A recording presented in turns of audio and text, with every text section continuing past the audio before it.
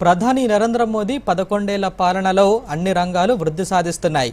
దశాబ్ద కాలంలో కేంద్ర ప్రభుత్వం తీసుకున్న చర్యలు, చేపట్టిన కార్యక్రమాలు, పథకాలతో ప్రజల జీవన గమనం మారింది. ప్రజలకు సుపరిపాలన అందిస్తూ పేదరిక నిర్మూలనకు కృషి జరిగింది. మరోవైపు మధ్యతరగతి జీవన ప్రమాణాలు మెరుగుపరిచేలా నిర్ణయాలు తీసుకుంది. దీంతో మధ్యతరగతి జీవనం మరింత సులభతరం చేస్తుంది. మరిన్ని వివరాలు. శ్రామిక వర్గం, ఉన్నత తరగతి మధ్య ఉండే ఒక సామాజిక ఆర్థిక శ్రేణి వర్గమే మధ్యతరగతి. మధ్యతరగతి కుటుంబాలు సమాజంలో ముఖ్యమైన పాత్ర పోషిస్తాయి, అలాగే ఆర్థిక అభివృద్ధికి దోహదపడతాయి. అంతేకాదు, ఎన్నో సవాళ్లు, ఒత్తిళ్లను ఈ వర్గం ఎదుర్కొంటుంది. దీంతో ప్రధాని నరేంద్ర మోదీ ప్రభుత్వం 11 ఏళ్ల పాలనలో మధ్యతరగతి కోసం అనేక కార్యక్రమాలు చేపట్టింది. దీని ఫలితంగా మధ్యతరగతి ప్రజల జీవన విధానం మరింత సులభతరం, సౌకర్యవంతమైంది.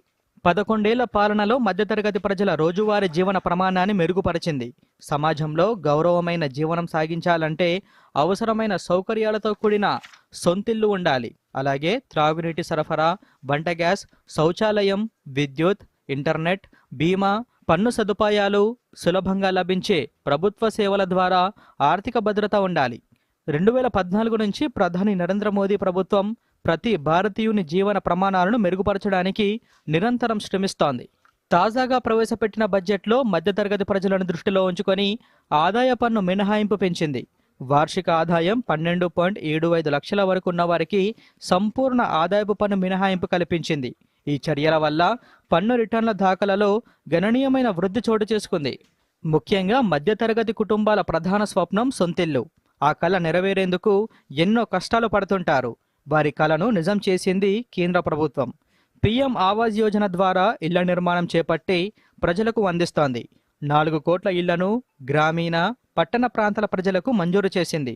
2015 నుంచి ఇప్పటి వరకు 96 లక్షలకు పైగా ఇళ్ల నిర్మాణం పూర్తయింది. వాటిని లబ్ధిదారులు కూడా అందుకున్నారు.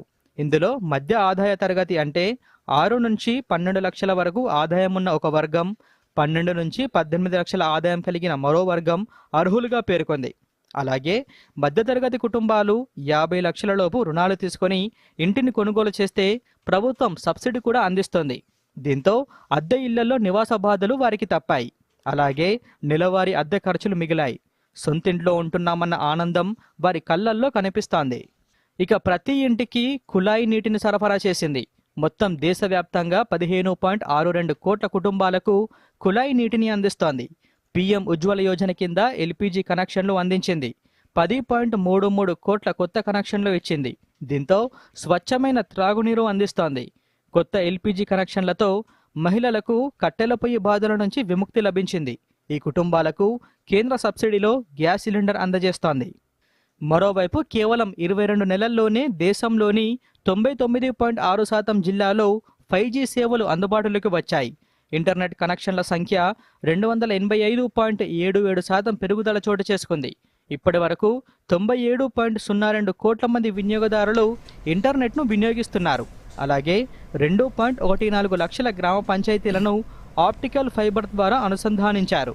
మొత్తంగా 11 ఏళ్ల ప్రధాని మోదీ పాలనలో మధ్యతరగతి అభ్యున్నతికి అనేక కార్యక్రమాలు చేపట్టింది. Bureau report, Doordarshan news.